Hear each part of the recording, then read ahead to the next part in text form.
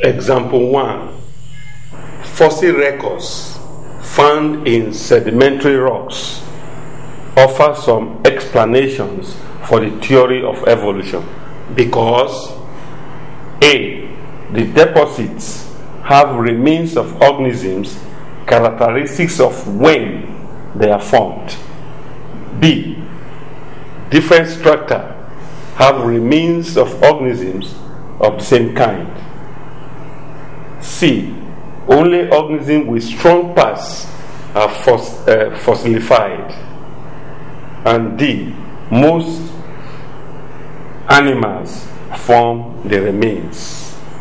This is fossil record showing different organisms at different times. So when we talk about sedimentary rocks are recent rocks, but it shows different organisms at different strata, that is, different layers. So the different strata have remains of organisms of the same kind does not answer the question. C. Only organisms with strong parts are fossilified. That does not give us explanation for evolution, a theory of evolution. And it could not be only animals that form the remains. So the answer to our question is A. The deposit have remains of organisms characteristics of when they are formed. Number 2. The feature that links bears to reptiles in evolution is the possession of A. Feathers, B. Beak, C. Skeleton, and D. Scales. This question expects you to know the features that are in reptiles that still remain in the body of bears. So feather is out because there is no feather in reptile. Beak is out because it's not found in reptile. Skeleton, both reptiles and bears have skeleton, but what common relationship are they talking about there? No way. So D, scale. We have scale in reptiles, and small part of bears still have scale. That is lower part of the leg, the shank, still have scales. So answer is option D, scales. Number 3. The least evidence in support of the theory of evolution is provided by the study of A. Geology, B. Anatomy, C. Ecology, and D. Embryology. Yes, geology is study of rock where we see the remains of organisms in the past.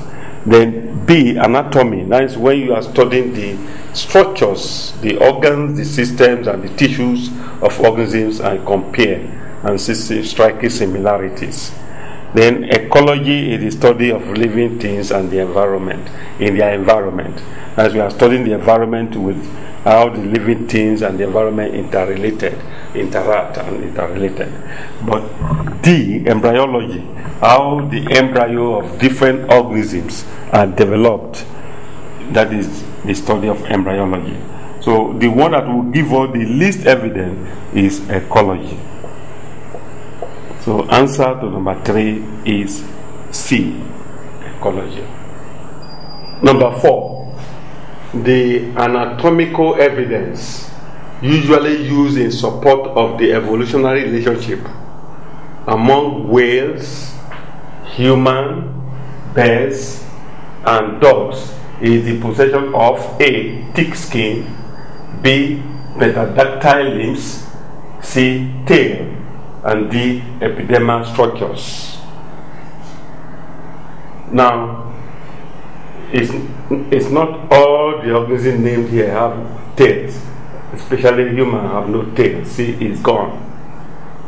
Then epidermal structures, we are talking about the head, scale, feather, and so on. They don't have that one in common here because birds have feather, while mammals they have hair. So that cannot bring them together.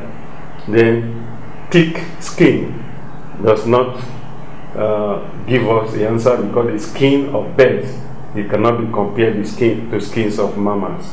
Now, pentadactyl limbs, that is the arrangements of the bones of the limbs, with the girdles, the upper bone, the lower bones, the wrist, the palm of foot, and the fingers. They link them together. So the answer is B, pentadactyl limbs.